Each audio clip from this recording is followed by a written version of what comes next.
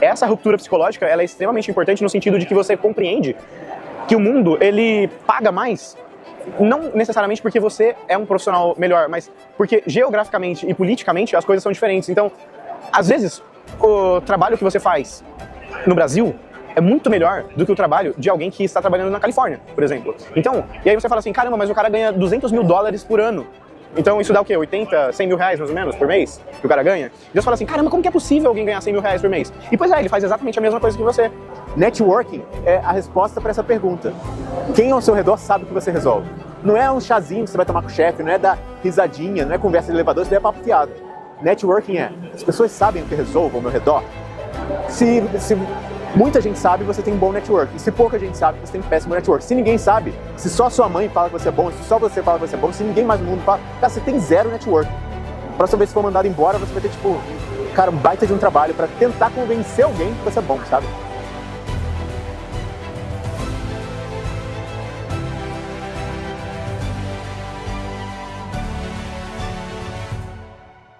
Essa é uma das coisas engraçadas do Job na Gringa, porque assim, o nosso trabalho é mais de levantar a autoestima dos brasileiros em mostrar a gente como exemplo. Porque eu só comecei a pensar nessa possibilidade quando eu vi alguns amigos conseguindo vagas no exterior.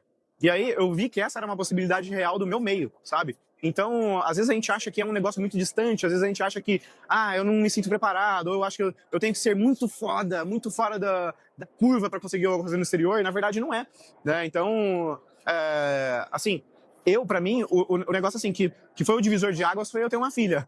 Porque aí eu falei assim, a água bateu na bunda, e eu falei assim, cara, eu vou ter que ganhar mais dinheiro, porque eu vou ter que sustentar a minha filha, eu vou ter que dar uma vida melhor para ela, então eu precisava ganhar mais. E aí eu vi alguns amigos conseguindo, e aí através deles, né, eles que carpinaram o mato e descobriram e desbravaram isso pra mim, e aí eu fui trocando ideia, falando, meu, como que você conseguiu, como que é o processo, qual empresa, como que eu pesquiso, como que eu acho. E aí eu fui tentando e eu consegui. Então eu acho assim, quem procura acha, né? Então eu acho que a primeira coisa que você tem que ter é um profundo desejo de conseguir. Mas não é só uma vontade, sabe? Não é só uma coisa que é tipo, é igual desejo de fim de ano, que você fala assim, eu vou fazer dieta esse ano. Não é uma coisa assim, é uma coisa que você tem que ser com afinco, sabe? É uma coisa que você tem que pensar assim, meu, todos os dias eu vou fazer alguma coisa, eu vou dar um passinho em direção a conseguir o meu emprego no exterior, né? Então, como é que eu pesquiso vagas? Como é que eu me posiciono? Como é que eu encontro pessoas? Como é que eu troco ideias com as pessoas que já conquistaram um emprego no exterior, né? Então, acordar e dormir pensando nesse objetivo, acho que é uma das principais coisas e é o que me fez conseguir efetivamente descobrir o que precisava, o que faltava para mim para eu conseguir alguma coisa no exterior, sabe? Então acho que essa que é a parada. Tal como o Paulo, a gente morou fora do país um tempo, a gente juntou grana e a gente morou no Canadá um tempo, onde a gente aprendeu inglês, coisa e tal. E daí a gente, voltando pro Brasil, a gente descobriu que, poxa, eu tenho minha profissão, né? Eu sou designer e eu vejo algumas pessoas conseguindo, por que não, né? E daí eu tentei, tipo, no meu caso, não é... Cuidado com a câmera aí, vou molhar. E no meu caso, foi bem relativamente simples, tipo, sei lá, foi sorte mesmo. Eu peguei uma chance de começar a trabalhar pra gringa bem cedo, bem rápido. Dentro de alguns meses eu cheguei lá, cara. Então, assim, faz uns 6 anos que eu trabalho pra fora. E, poxa, isso daí mudou minha vida da água pro vinho, né? Eu sou suspeito pra falar, mas definitivamente. As pessoas falam muito sobre instabilidade, né, no mercado, de você trabalhar pro mercado internacional. Mas, no meu caso, eu tive muito sucesso em ter estabilidade durante um bom tempo, estabilidade, assim, convencional que o pessoal tem no mercado de tecnologia. Na primeira empresa eu fiquei 3 anos, sabe? E nessa outra empresa agora eu vou completar 2 anos que eu tô trabalhando lá e até então o relacionamento que eu criei com o pessoal foi bem legítimo, assim, foi bem interessante, sabe? E, enfim, é uma experiência bem boa que eu tenho acreditado, sim, nessa constância, nessa estabilidade que, a princípio, as pessoas criticam tanto, sabe? Eu nem trabalhei em empresa tão grande assim, pra ser sincero.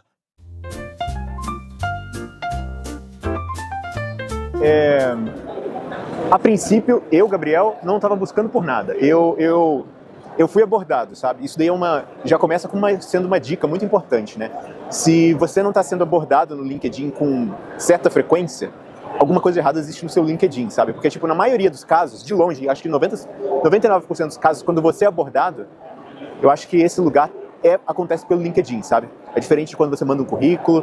E ser abordado foi o meu caso, por exemplo, sabe? Eu tinha um LinkedIn relativamente bem estruturado, meu portfólio estava presente, estava tudo, eu estava com a minha marca pessoal presente, digamos assim, eu como designer, isso daí é altamente importante, né? Então, cara, eu fui abordado e pra mim, isso daí foi eu fui encontrado, digamos assim, sabe? Então eu não fui atrás do emprego. Hoje, acontece muito do contrário, sabe? Você tem que correr atrás do emprego um tanto, sabe? Porque, pra começar, que nem todo mundo tem um LinkedIn bem formatado. E o segundo é que hoje a oferta de vagas para brasileiros e para latino-americanos está bem maior, sabe? Até no meu perfil, no perfil do Paulo, dentro do Job na Gringa, as pessoas encontram várias dicas importantes de como encontrar essas vagas, sabe? Porque hoje a gente vive falando que é altamente importante você ter essa soft skill de conseguir encontrar vaga, sabe? Tipo, cara, eu e o Paulo, a gente vive falando que se você trabalha remotamente, sabe? Existe uma vaga para você lá fora, sabe? Cara, são casos raríssimos que não existem, sabe? São casos assim que... Vou dar alguns exemplos que são muito difíceis, sabe? Se você trabalha, sei lá, mas se você é biólogo, sabe? Se você, sei lá, professor de física, sabe? Professor de áreas presenciais em geral, assim. Se você é engenheiro civil, são áreas médicos, sabe? Mas ainda assim, por exemplo, para essas áreas, eu conheço engenheiro civil que está trabalhando remotamente para fora.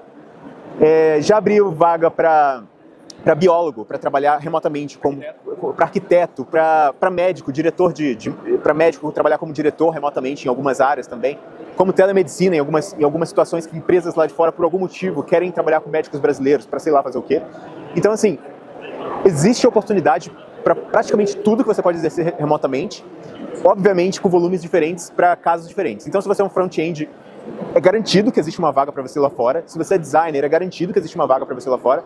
Se você é de uma outra área que você trabalha remotamente, que não sejam dessas áreas de tecnologia ou dependente das áreas de tecnologia, talvez seja um pouco mais difícil. Mas eu não vou ser o cara que vai falar que é impossível, sabe? Porque eu já vi de tudo lá na gringa. Então essa é a minha opinião sobre encontrar vaga. Eu tenho duas dicas bastante importantes, assim. Bom, inicialmente, assim, esse é o nosso objetivo no Job da Gringa, né? É facilitar as pessoas a encontrarem. Então, hoje, a gente já tem uma plataforma muito bem estabelecida de vagas, então a gente desenvolveu um bot que varre a internet inteirinha para pegar as vagas mais frescas para a gente oferecer para os alunos da nossa comunidade. Mas eu tenho duas dicas muito importantes para quem não quer comprar o acesso ao nosso curso, ou tá com a grana curta, ou quer essa dica de graça. Então vai essa dica. Primeiro, observa no LinkedIn já as pessoas brasileiras que já trabalham em alguma empresa do exterior e, começa a fazer uma lista dessas empresas que as pessoas trabalham. Então, viu lá, um front-end developer que trabalha numa empresa de Austin.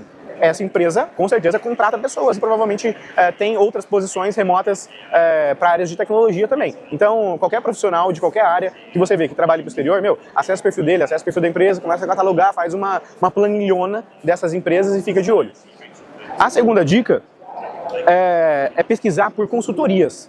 Assim, eu, particularmente, eu gosto muito de nearshore companies, que são empresas, principalmente aqui da linha da time zone dos Estados Unidos, porque essas empresas de nearshore, o que elas fazem?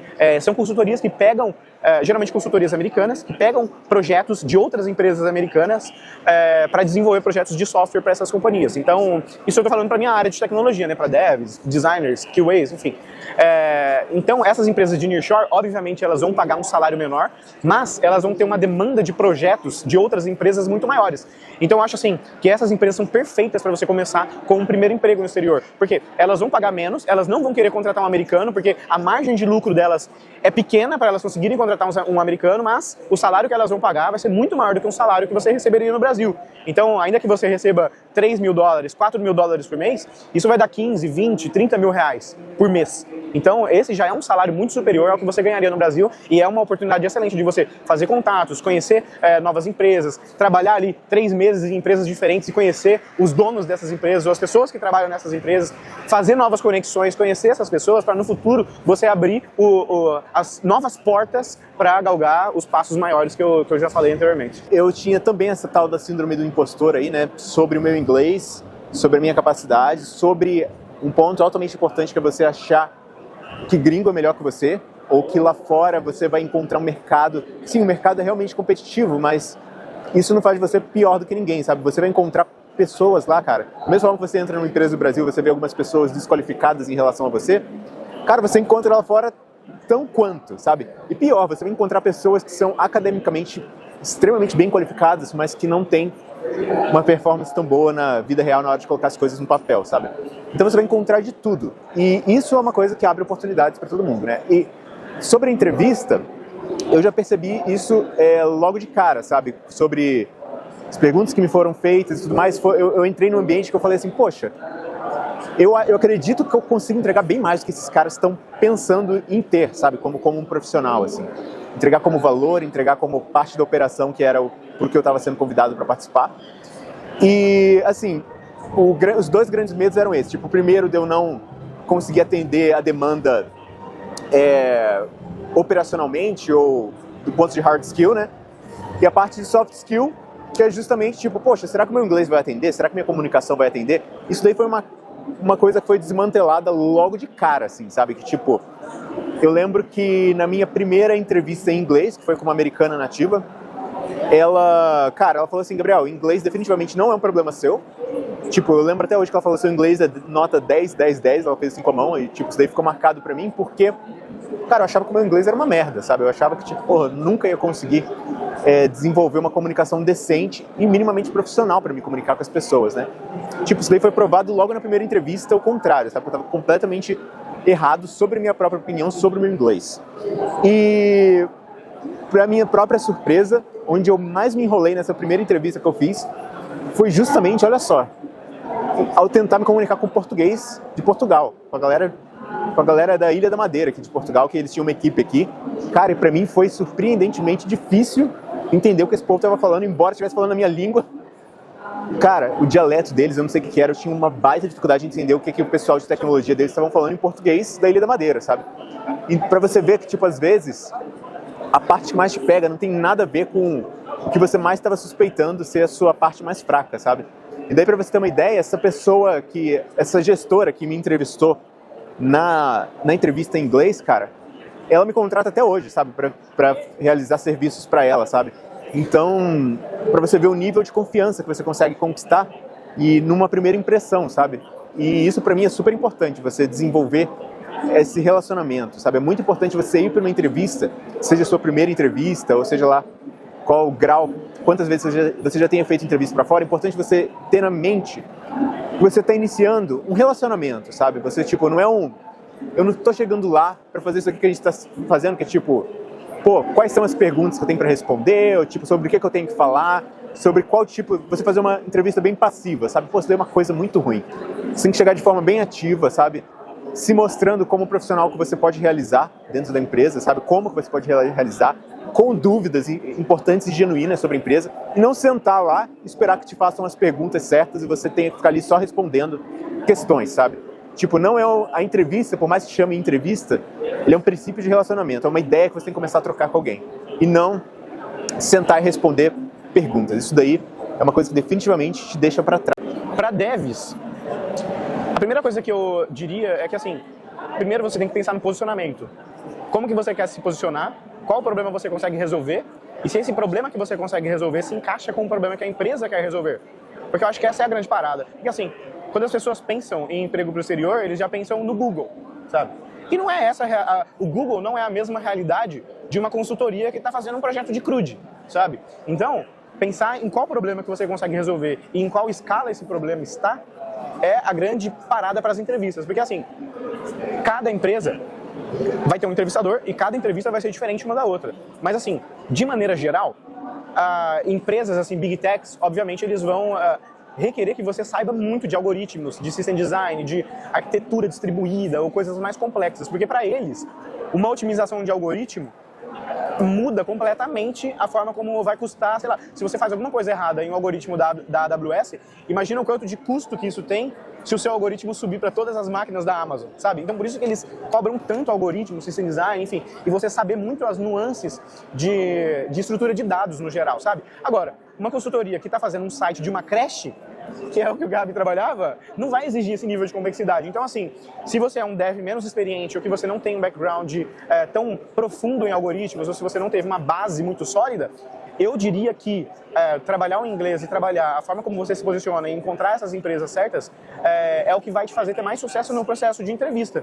Porque, assim, no fim, essas empresas, elas são empresas pequenas, com founders que têm um budget limitado, né, uma grana limitada que ele tem para pagar para a pessoa, e ele quer que a pessoa resolva o problema de conseguir colocar o site da creche em produção, entende? Então, tudo se trata de posicionamento. Então, se você sabe bem a tecnologia, se você tem um portfólio adequado, se você resolver os problemas parecidos, eu acho que resolver o problema da empresa e se vender como uma pessoa que vai resolver esses problemas é o que te coloca, é o que dá mais importância, sabe? Mas assim, de maneira geral, eu diria para você ser o melhor profissional que você conseguir ser no Brasil mesmo, assim. Então, se você conseguir trabalhar para empresas boas no Brasil, empresas que você consiga ter, que você consiga resolver problemas de um tipo de vertical de empresa específico, eu acho que essa é uma dica importante também. Então, se você é uma pessoa muito especializada em health tech, por exemplo, ou em fintech, ou em coisas do gênero, isso é muito valioso para a empresa, porque você vai saber regras de negócio e você vai saber falar a mesma língua do entrevistador e você vai oferecer um valor diferenciado que não só o valor técnico da programação, mas o valor de como que você vai resolver o problema de negócio da empresa, sabe?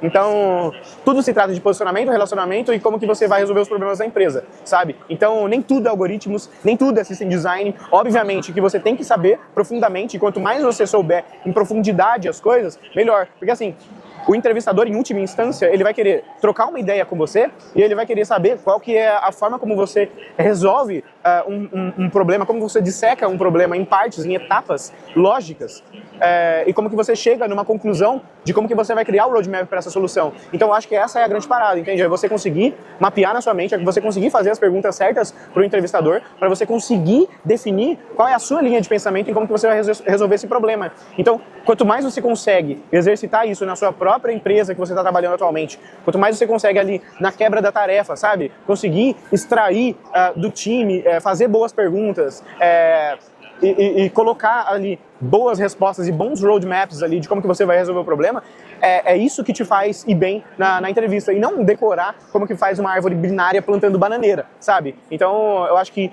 em última instância, ser um bom profissional e saber como resolver um problema e saber como explicar isso de maneira lógica, de como que você vai quebrar esse problema em problemas menores e oferecer uma solução para a pessoa, eu acho que essa é a grande parada. E aí você conseguir fazer isso em inglês, ainda que o seu inglês seja rudimentar, que você consiga quebrar a sua linha de pensamento e colocar essa linha de maneira lógica e bem explicada, eu acho que esse é o grande motivo que te faria ser contratado, mesmo tendo o inglês limitado. Porque assim, quanto mais técnico é a sua profissão, menos vai ser exigido do seu inglês. Porque assim, quanto mais em posições de gestão que você está, que você tenha que efetivamente conversar com outros POs, né, pessoas que são donas do produto em si, que você tenha que pegar ali um desejo e tangibilizar esse desejo em coisas técnicas. Quanto menos você precisar disso, quanto mais você ser um desenvolvedor que pega as tasks ali e resolve, menos você vai precisar do inglês, sabe? Então eu acho que essa é a grande parada.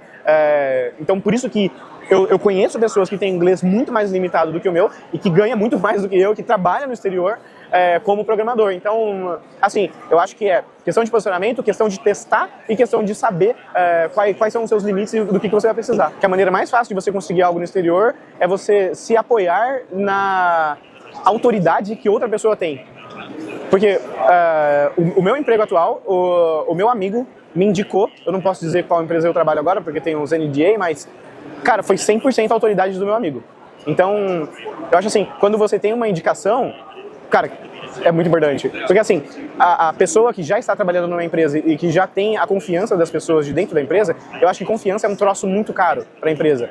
Então, principalmente uma empresa dos Estados Unidos, por exemplo, ela não conhece os brasileiros. Então ela não sabe quem é confiável ou não. Da mesma forma que pra gente, a gente não sabe qual empresa é confiável ou não, para a empresa é a mesma coisa. Eles não sabem quem eles estão contratando. Então, quando eles têm alguém que eles já confiam, que indica uma pessoa, eles economizam muito tempo e muito dinheiro jogando fora outros candidatos e dando mais atenção aos candidatos que foram indicados, sabe? Então, por isso que eu acho que é importante você ser bom no emprego que você está atualmente, porque quando outras empresas do seu emprego, do seu atual emprego, conseguem oportunidades no exterior, eles tendem a te indicar. Então, cara, essa é a coisa mais importante que você pode fazer na sua carreira. Reputação e marca pessoal são exatamente a mesma coisa. Tipo, quando o pessoal fala em marca pessoal, o personal branding, que o pessoal chama também, significa exatamente isso, reputação. É assim, é você se perguntar o que as pessoas acham sobre a minha atuação ou no meu círculo de pessoas que eu conheço, o que as pessoas acham que eu sou, sabe? Quem que é o Léo? Quem que é o Paulo? Quem que é o Gabe? Tipo, se perguntar pra pessoa ali que trabalha contigo, ela sabe o que você resolve em detalhe dentro da sua empresa. Você se pergunta assim, o que as pessoas acham que eu faço e resolvo? Você é o cara que resolve o que na empresa? Se a resposta, ó, eu sou o cara que resolve isso, X. Eu sou o cara, por exemplo, que resolve site. Quem é o cara que resolve site na empresa? É o Gabriel. Eles sabem o que é web design? Porra, sei lá se eles sabem. Eles sabem o que é o UX? Não. Eles sabem a treta que eu resolvo dentro da empresa. E quando eles vão para outros lugares, porra, eu preciso do cara que resolvia as tretas de site aqui nessa empresa. Porra, é a primeira pessoa que eles vão contatar, e é assim que você vai migrando de lugar para lugar. Porque você conquistou a confiança daquela pessoa. Às vezes você pode ser um gênio, cara. Você pode ter todas as formações acadêmicas. Você pode ser formado no exterior. Você pode ter um inglês perfeito. Se você se pergunta o que as pessoas sabem sobre o que eu resolvo e você não tem uma resposta clara para isso, se as pessoas no seu entorno dentro da empresa não sabem o que você faz, cara, seu conhecimento não serve de praticamente nada, cara. Porque assim, quantas pessoas que eu e o Paulo a gente conhece que, tipo, não são, de longe não são os melhores do mercado, tipo, nem são boas, cara. Algumas, sabe? Mas elas conhecem as pessoas certas, cara, sabe? Todo mundo tá vendo esse vídeo aqui, já ouviu falar em lábia, já ouviu falar em estelionatário, já ouviu falar nesse tipo de gente que, tipo, cara, o cara só fala bem e consegue oportunidades, sabe? Imagina se você fala um pouquinho melhor que esse cara, sabe? Não precisa ser nem melhor que esse cara, mas se você fala um pouquinho melhor, a ponto de que as pessoas ao seu redor sabem o que você resolve. Networking é a resposta para essa pergunta. Quem ao seu redor sabe o que você resolve? Não é um chazinho que você vai tomar com o chefe, não é dar risadinha, não é conversa de elevador, isso daí é papo fiado. Networking é, as pessoas sabem o que eu resolvo ao meu redor. Se muita gente sabe, você tem um bom network. E se pouca gente sabe, você tem um péssimo network. Se ninguém sabe, se só sua mãe fala que você é bom, se só você fala que você é bom, se ninguém mais no mundo fala, cara, você tem zero networking. Próxima vez que for mandado embora, você vai ter, tipo, cara, um baita de um trabalho para tentar convencer alguém que você é bom, sabe? E eu acho assim, na empresa que você está trabalhando, qual é o rumo que ficaria se você saísse da empresa, sabe? E eu acho que essa é a grande parada, sabe? Que falta você faria dentro do projeto que você está trabalhando hoje? E eu acho que quanto mais falta você faz, quanto mais caos ficaria na empresa se você saísse da empresa, eu acho que é o que determina a sua importância frente aos outros programadores e as outras pessoas que trabalham na mesma empresa que você. E eu acho que quando você trabalha numa empresa do exterior, a primeira coisa que eles fazem é, sei lá, precisa de um dev novo, fala assim, vocês não tem nenhum dev para indicar aí?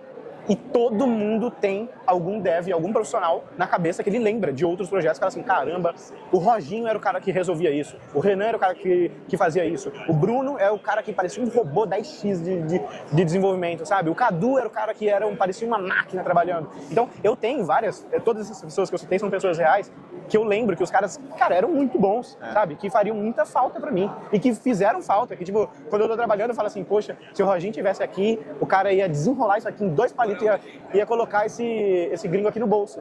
Então, essa que é a coisa, sabe? É você ser lembrado na cabeça das pessoas, que inclusive eu arrastei o Roginho pra empresa que eu trabalhava. Então... E eu acho que esse networking, ele não tem limite, sabe? Tipo, ele começa, na minha opinião, desde a faculdade, cara. Tipo, ele começa desde... A partir do momento que você pegou o primeiro estágio, sabe?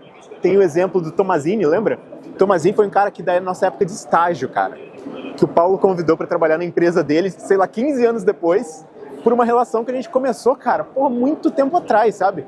Então, assim, na nossa época de faculdade. Então, às vezes, sua reputação, cara, vai ser lembrada lá na frente, sabe? As pessoas que, por exemplo, a gente, por exemplo, em relação ao Tomazini, a gente era estagiário enquanto ele já era sênior na época, né?